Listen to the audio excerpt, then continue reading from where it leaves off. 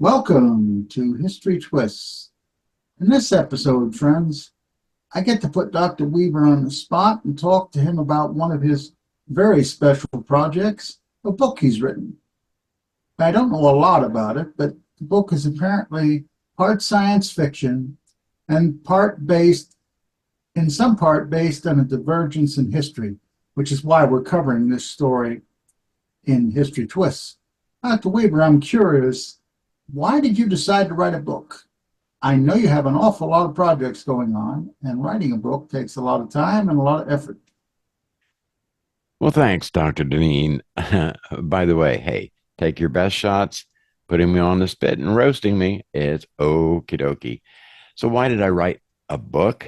Well, it kind of goes back quite a ways. I've been interested in science fiction since childhood. I kind of cut my teeth on some of the great ones like Asimov and Dick and some others. But the purpose of this book was it wasn't really desire as much as it was a drive. I felt driven to present a different culture, partially because of my father's stories and interests. I also desire to entertain while presenting aspects of other culture because I think a good book either makes you think about something or wonder about something or will make you driven to find out more or do more. And that was really the purpose. I felt like I had to do it. And was it fun? Absolutely. It is fun because I get to go into fantasy land, but I also tied it pretty closely to the realities that we know in this current timeline and things that we know about science. And so yes, it's science fiction, but like Asimov did, he didn't just postulate things without any kind of scientific basis, because as we know, Dr. Asimov was a physicist. He knew his stuff. And I'm not pretending to know it like he did, but I know a little bit. And I know a lot about scientific methodology. That's wonderful and very intriguing. I know as Americans, we sometimes fall into the error of thinking the entire world is either like us or ought to be. So we scorn other cultures, other belief systems, other ways of thinking about many different things. So I think this is a relatively positive and relaxed way of exposing people to some different modalities and different realities, even if you are fictionalizing it. I think I know, but I'm just a little curious. Could you elaborate on what specific culture you're referring to in your book? Well, sure, happy to. Uh, Basically, it's the Native American culture.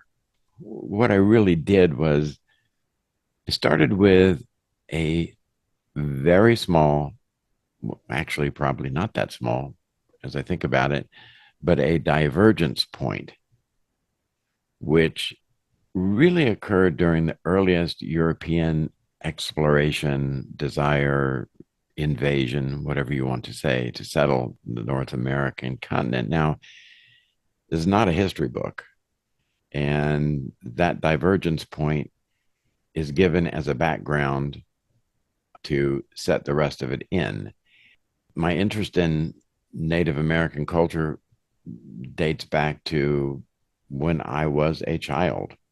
So I've always been interested in it and I see a lot of values there.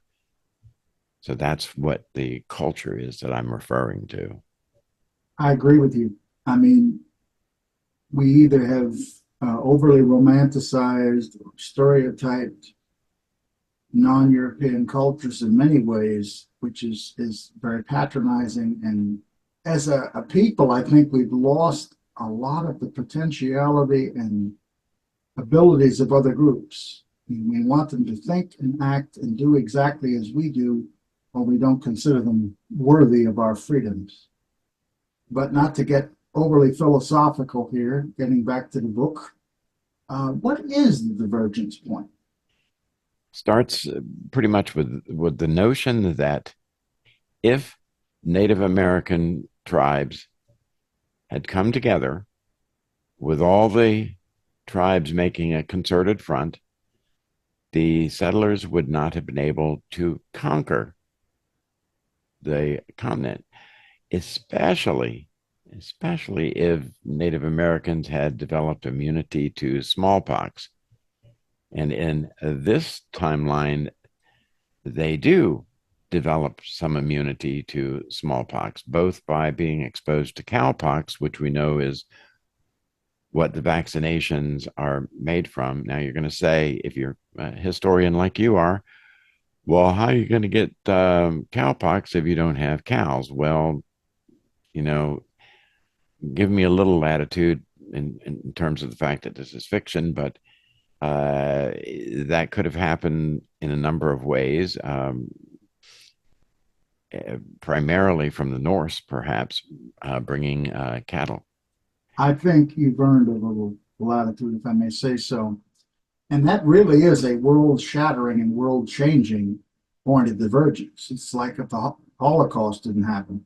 Well, consider the Holocaust fades into near insignificance when you look at what we did to the native cultures here. 95% of Native Americans died. And it wasn't from battles. They were very good warriors. That wasn't it. We killed them with disease. And at times it was even planned out, like trading smallpox infested blankets to Native Americans and that sort of thing. That's in this current, in our present timeline. But if some of that had just changed a bit, hey, there's a saying that one arrow breaks easily. A bundle of arrows together is much harder to break. And that's kind of the premise here. I think, along with slavery and the internment of the Japanese, the abominable treatment of Native Americans is probably our one of our biggest blemishes as a civilization. So, assuming that this immunity happens and these great numbers survive, I would imagine there's a big impact on just how North America was settled, because I don't think European settlers would just disappear entirely. Oh no, not at all. In this timeline, this new timeline, um, there's a war between European settlers and Native Americans. To make a long story short, the war is fought to a standstill. The country is north, what is now America, is divided into two nations. Now, later they come back together to put an end to European invasion, and the two nations band together to secure the independence of the USA and what I call the First Peoples Confederation, the FPC. Wow, that really sounds interesting. So, you know, I'm going to ask this historian that I am. What differences did the survival of such a large number of people have on technology and culture and politics? There's so many areas we could explore here. Because, I had no desire to write a history book. If you want to get factual things, please go to Things You Don't Know, the other podcasts that we do, or shoot a memo to Dr. Deneen. He can give you all of the historical details that you would ever want, people. He's brilliant with that. That's not my background. It's not my bailiwick, so to speak. So I didn't really get into depth about the USA, Europe, or the world. Sure, you're quite right. Some factors changed. For example, the school system was very different. Uh, there's more emphasis on personal responsibility and concern for environmental issues because of the cultural differences. But the other thing is that there was more cooperation between nations. I'm not plotting out a utopian society because, that's, I don't think it washes very well. But the factor is that the FPC, First People's Confederation, is kind of seen as neutral, sort of like um, Switzerland on steroids, and still being involved in the international scene. Now, they interacted, they did things, but they stayed neutral. And they were very fair minded concerning geopolitical matters. But I don't spend a lot of time on that. That's just background information for me because, as I say, I'm not writing a history book. I did do something else. I paid a lot more attention to relationships and plausible scientific advances. Once again, going back to one of my favorite sci fi writers, Isaac Asimov. Now, he did that with really great effectiveness. You got just enough information about backgrounds and things that were happening so that the storyline could make sense, but he built it on the characters and plausible scientific advances. I tried to do that. Now, even though I wanted to emulate him in some ways, I certainly don't think for a one half a heartbeat that this book reaches anything close to his finesse and style, because my style is a little different too. But it was something that I kind of had in my mind all the time. Well, as I've said to you before, in both things you don't know and our own private conversations, we certainly, you and I, have very different styles. I would have gone a little crazy, given much more emphasis on the history angle of the Verdans in the past and how everything from possible end of the world wars to the elections in Indonesia would have been affected. But that is just my way of looking at this. It is probably better for readers to get enough information so they'll understand they're in a different type of society, but not enough to bore them or distract them from the larger emphasis, which I agree should be on the personal relationships. Okay, well, that just reflects the differences in our backgrounds. As you know, and things you don't know, you often have to warn me not to get too scientific and detailed. On the other side, sometimes I pull your chain, so to speak, when you get into the minutiae of history. But what can you expect? My background is in clinical neuropsychology and music, while yours is in history. I think the blend in things you don't know is wonderful. And if the book, the novel, or things you don't know, or history twists makes people go, oh, maybe a what if is okay here. But more importantly, that they can say, hey, different emphasis, different styles, different viewpoints, they can be talked about, they can be lived with, they can be dealt with, they can be understood. And that communication, I don't worry about that with you. We're very honest with each other, and I appreciate that so much, because today, as you know, if you say something that somebody doesn't agree with politically, well, shoot them, or call them names or whatever. And I just think that's stupid. I really do. And I appreciate what we have going, which is, hey, do we differ on this or that? Absolutely. And that's cool. I do too. I mean, you're quite right. We do have different backgrounds, different perspectives, but who wants to be surrounded with robots? That's no way to live. You're just echoing your own thoughts. And I really believe that even if our readers either or listeners either in things you don't know or on this podcast or the novel or some of the things I've written, if they dislike it, I mean that's perfectly fine. As we've said before, we'd love to hear from people, suggestions, discussions, comments. That's what makes it all very interesting. Now, one area that I've just been bursting to talk about is in many novels, particularly in the last 50 years or so, there's often been an unspoken but a very important message. Is that true of your novel? If so, what is the overarching message of the novel?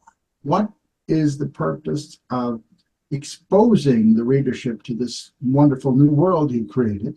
And before I forget, what's the title of the novel? Yeah, I guess that would be kind of important to say. The working title is The Chronicles of Aditsane from Earth to the Stars. And you are right concerning overarching and underlying and unspoken messages. And yes, I'm guilty of putting that in.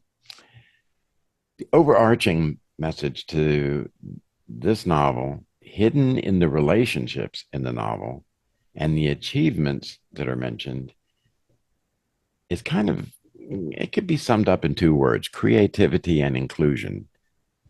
Yes, yes, yes. About the Native American culture, that's true. Every culture has things to offer for the betterment of humanity. The great danger is that we are built with a desire to have someone or some group to look down on. And at the same time, as a race, we cling to what is,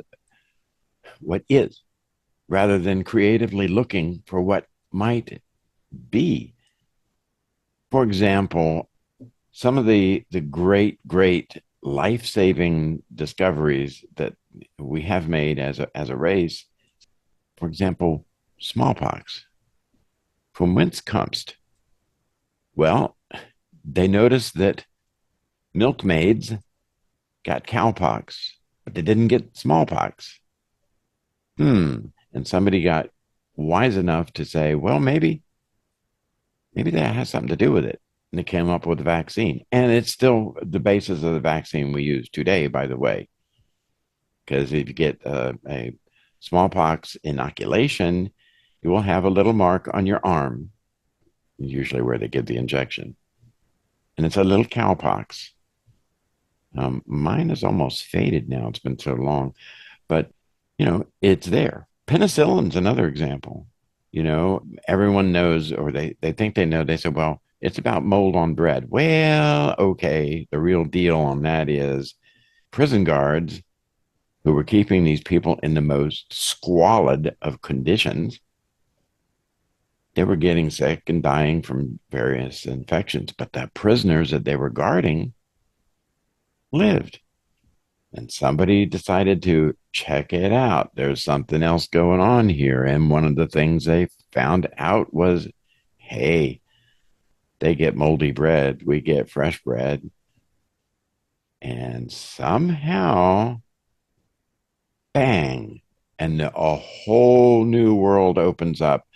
It's not just penicillin, it's not just smallpox inoculation. It is seeing a door, opening the door, walking into a whole nother room where there's an amazing amount of possibilities, rather than opening the door to a closet and walking in and saying, oh, okay, here's the coat that I wanted to wear.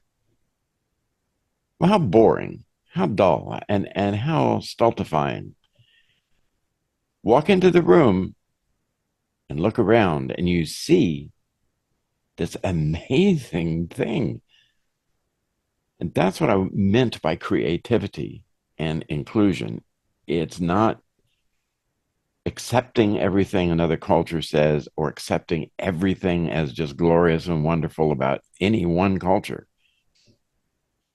The cultures, plural, of the world, all of them have things to give us. And we exclude and look down on these things to our peril, in my belief.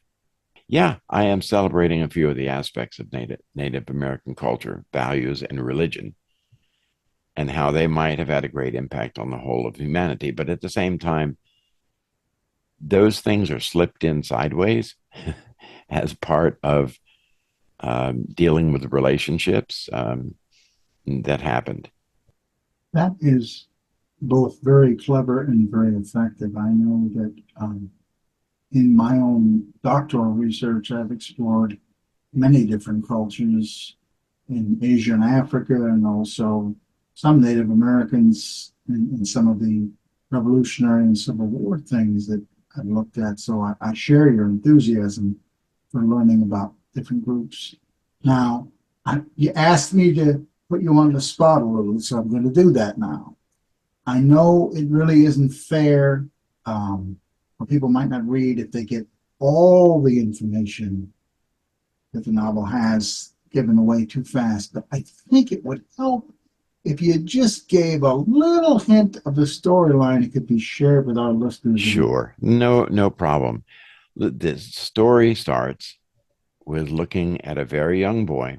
His name is Aditsan, and his experiences in schooling and developing relationships. Yeah, there's even a little bit of uh, sexual stuff happening there, just as a tease. But before you ask, his pubescent desires for sexual explorations are explored alongside other relationships. That's real. That is what most people go through. We follow him through his early development, including his awakening. Some might call it a vision quest, where a lot of things are revealed, not just about him, but about the culture and that sort of thing. What happens is there's a chance. Things happen to charge, and it becomes a sort of a sideways chance need to do scientifically possible research. I'll just say this. In part, that was because the girl that he eventually grows up and marries, he wanted to impress her.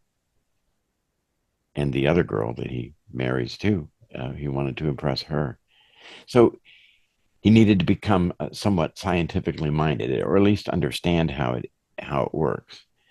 So he grows and he develops and eventually forms a new kind of company that we haven't seen in this present timeline very much, to explore other things. His awakening sparks an interest in moving past the boundaries of Earth. Yeah. And leads to colonizing the moon. This leads to the idea of going to Mars and finding ways to terraform Mars. Yeah. It could happen. I hope to write a second novel exploring exploration beyond our solar system, which will involve finding ways to stretch inclusivity and cooperation with others. Now, I base everything in this on possible or plausible scientific realities. Does that give you enough? That's absolutely. I will say that I think this could become a series. There's so many possible angles to explore, relationship to develop, changes as time goes on in this world. You could be writing it for the next 20 years. But that's one of the gifts you have. As I've said to you before, you often find a climax in an ordinary thing. My classic phrase for that is a drop of water turning into Niagara Falls. One of the things by which you continuously amaze me is finding for yourself and helping others, including me, find the hidden elements in any research that you and I undertake, whether separately or together. The classic example is at the beginning of Things You Don't Know, when I was made my foolish remark about running out of topics, which rightfully you're not going to let me forget. You asked me what I liked, and in a moment of both reality and frustration, I said lime Coke.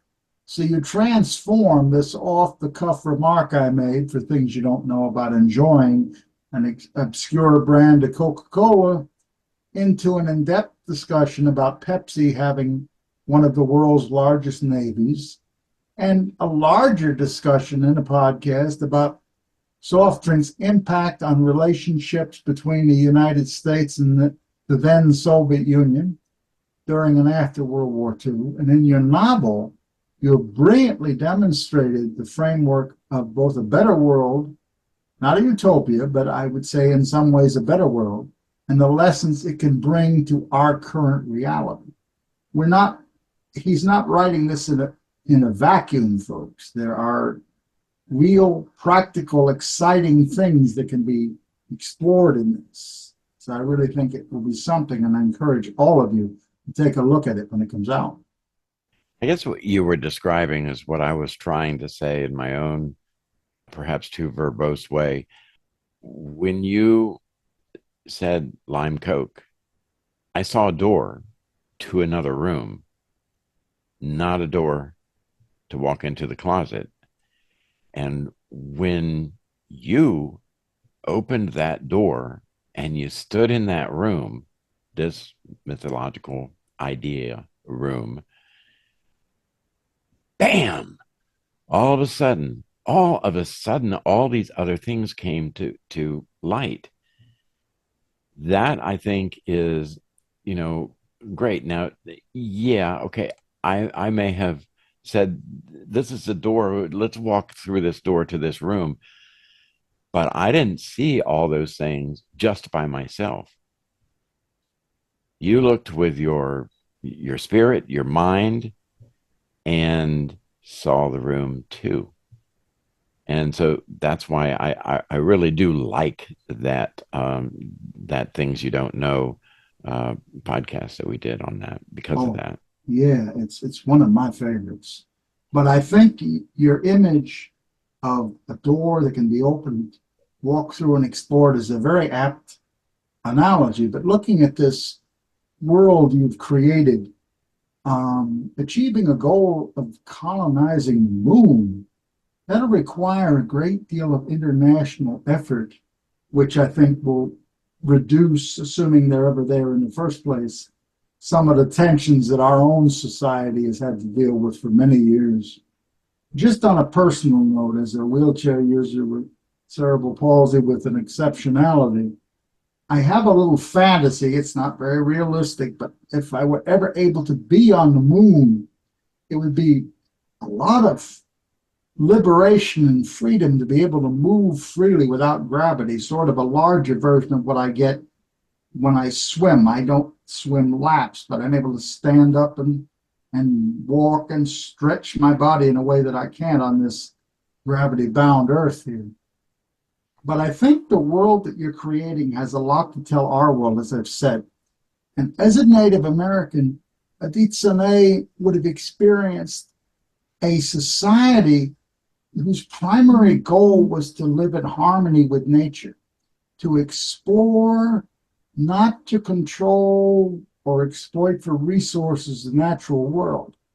This would facilitate a great deal of respect for the world around him, and having been immersed in that from childhood, it will give him an inquiring mind and a desire to see what else is out there in the larger universe as the story develops. Well, I thank you very much. One of the things that I have learned over the years is that the answers we find depend on the questions we ask. That's very true. And I like that notion of don't ask a question without recognizing that that is a door to a room, not just one answer. One answer is too hollow, it's too truncated, it's too short. Opening the door to a room, now that's okay. That's good stuff. And, I hope that I found a way to do some of that in this novel. But, getting back to this whole business here, you kind of hinted that you wanted me to give some sort of a plot of the novel, and I did give you some storyline already about how it starts with Aditsane, and he learns about his people's history and thereby tells the story of how it came to be. And he has a lot of personal revelations and adventures as he's growing up. And as I say, the situations seem to guide him into developing a questioning scientific mind. It's not like he set out, oh, I'm going to be a scientist. I know some people do that, but that's not how it happens for him. And these qualities become enhanced because he continues to pursue those things. And that very different kind of company that he forms, and they start producing a lot of very different things, everything from toys to transportation devices. Like these kids in this village make a model airplane, not just any model airplane, but a model airplane that they can control remotely. Okay, which we have today. Also make, in addition to the toys, transportation devices. And once again, based on scientific plausibility. They form headquarters on 2 islands just off the coast of what is now Virginia. And they declare it to be international ground. And the company sets a goal to explore explorations beyond the boundaries of Earth. They spearhead the moon colonization, and they construct safe and more permanent accommodations inside the moon. Several scientists whose names are recognizable in today's timeline participate in many of these adventures, and they are laying plans for exploring and colonizing Mars and beyond. That that sounds very, very exciting. I wish such joint exploration could occur in our world. I know that even during the Cold War, President Kennedy in our time had offered to conduct a joint moon exploration with the Soviet Union as part of a general plan to reduce tensions during the Cold War and bring about an era of peace. But you have really given us some wonderful things to think about, some exciting possibilities. And I can't think of a higher praise to give an author. Your society, and keep in mind, I haven't read this whole book, seems plausible, stimulating, and worthy of any interested reader's time and attention. Well, I hope so. And I enjoyed writing the book, and I enjoy the whole concept. But I hope that the spirit of this can flow over into the new channel of History Twists, and I think it will, because it's exciting, and it's not just somebody sitting down and fantasizing about some stuff and not giving any kind of foundation for it. I just can't do that.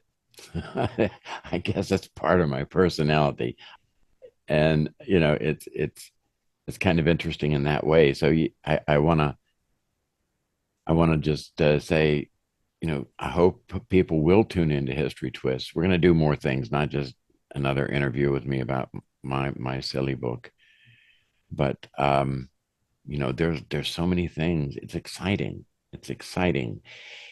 And there is utility in it because I think when you open your mind and you look at possibilities, not only do you get a better grasp of what's happening in reality, but you move towards possibilities, some positive, some negative.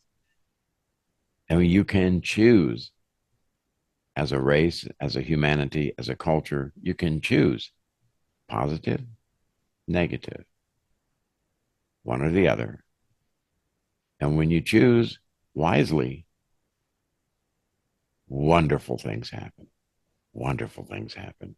I'm sorry, I get really carried away, Dr. Deneen, and it's because I'm very passionate about this. Not at all. I think you're you're speaking for both of us because my original idea, as you know, probably would have been more along the lines of let's think about what would have happened if, and you opened my eyes as you have in so many other ways to the greater depth and the way to look at this to make it interesting to a larger world has not immersed themselves in minutia for many decades. So I thank you for that because you always have your eye on the bigger picture, and it has saved my intellectual hide on more than one occasion. Well, I'm very humbled by that, and I thank you very much. I think we're done here.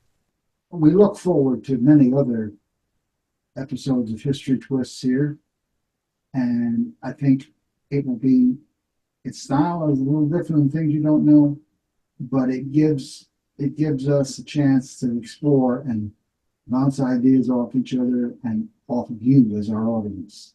So I think it will be both a learning experience and a lot of fun. Take care, friends.